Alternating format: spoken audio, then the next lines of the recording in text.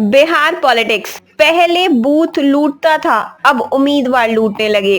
पीके ने अमित शाह पर लगाए गंभीर आरोप। बिहार चुनाव को लेकर सभी पार्टियां मैदान में जुट गई हैं। जन स्वराज पार्टी का भी चुनावी अभियान जारी है। शुक्रवार को पश्चिमी चंपारण में जन स्वराज सुप्रीमो प्रशांत किशोर ने जनसभा को संबोधित किया। मीडिया से बातचीत के दौरान पीके ने केंद्रीय गृह मंत्री अमित शाह पर निशाना साधा। उन्होंने कहा कि बिहार में पहले बूथ लूटता था, लेकिन अब अमित शाह ने उम्मीदवार लूटने का नया काम शुरू किया है। हमारे 3-4 उम्मीदवार लूटे तो आज गोपालगंज में एक सूद समेत वापस कर दिए हैं। बाकी का हिसाब बिहार की जनता करेगी। आपको बता दें कि गोपालगंज में जन स्वराज पार्टी ने निर्दलीय उम्मीदवार अनूप श्रीवास्तव को अपना समर्थन देने का ऐलान किया है। प्रशांत किशोर ने कहा कि जनता देख रही है कि ये गुजराती लोग दिल्ली में बैठकर बिहार का भविष्य तय कर रहे हैं, ताकि बिहार मजदूरों की फैक्ट्री बनी रहे। बिहार के बच्चे जाएं मजदूरी करने और गुजरात के लोग फैक्ट्री के मालिक बने रहें। इस दौरान प्रशांत किशोर यही नहीं रुके, उन्होंने पीएम मोदी पर निशाना साधा।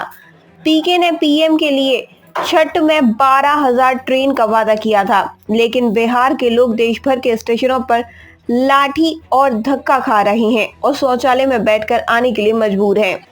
प्रशांत किशोर ने भाजपा पर गंभीर आरोप लगाते हुए कहा कि भाजपा ने बिहार में 3 सीटों पर जन स्वराज के कैंडिडेट पर दबाव बनाकर चुनाव लड़ने से रोका है।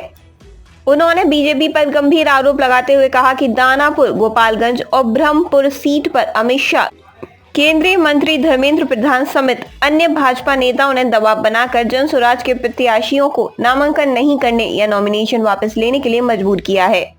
ये गांधी की कर्मभूमि है, साथ साथ ये जन स्वराज की जन्मभूमि भी है। ये जन स्वराज का पूरा अभियान इसी चंपारण के पवित्र भूमि से, भितिहरवा से आज से 3.5 साल पहले शुरू हुआ था और इस संकल्प के साथ शुरू हुआ था कि पिछले 20-30 सालों से जो बिहार के लोगों की राजनीतिक बंधुआ मजदूरी है, जहां लालू जी के डर से लोग नीतीश भाजपा को और भाजपा के डर से लोग लालू जी को वोट देने के लिए मजबूर रहे हैं, उस राजनीतिक बंधुआ मजदूरी को खत्म करने के लिए पूरे बिहार के 1 करोड़ लोगों ने मिलकर ये नया विकल्प बनाया है।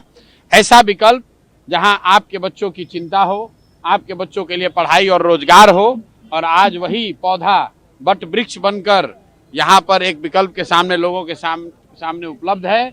अब लोगों को अगले 10 दिन 15 दिन के अंदर ये निर्णय लेना है कि क्या अभी की जो भ्रष्ट व्यवस्था है उसी को चलाना है, पुराने वाले जंगल राज को लाना है, या नई व्यवस्था बनानी है। अगर नई व्यवस्था बनाएंगे तो आपके बच्चों के लिए पढ़ाई और रोजगार होगा, और अभी की व्यवस्था चलाते रहिएगा तो भ्रष्टाचार से मुक्ति नहीं मिलेगी, आपके बच्चों को पलायन करना पड़ेगा, मजदूरी करनी पड़ेगी। इसीलिए सारे लोगों से मेरा अनुरोध है कि इस बार जगिए, जाति धर्म से ऊपर उठकर, नाली गली पैसे 500 रुपए मुर्गा भात से ऊपर उठकर अपने और अपने बच्चों के लिए वोट दबाइए, बटन दबाइए और जन स्वराज की व्यवस्था बनाइए, ताकि बिहार के में एक नए युग की शुरुआत हो सके।